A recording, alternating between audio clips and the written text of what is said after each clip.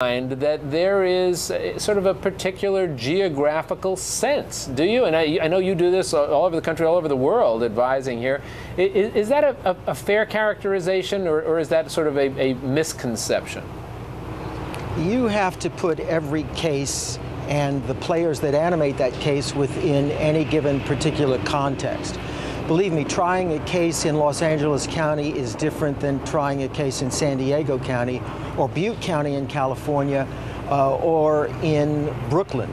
I want to make an observation about Mr. Cutler because I think we all agree that he is a very talented, genuine person. However, forget the geography for a moment.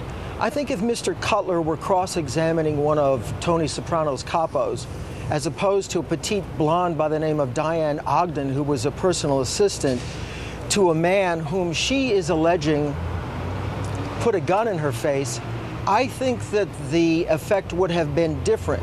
Mr. Cutler has one speed, and if I were working with Mr. Cutler, I would attempt to modify and fine-tune his particular style to the witness that he is cross-examining. That's a very good point, because and this sort of echoes what Beth said in her piece.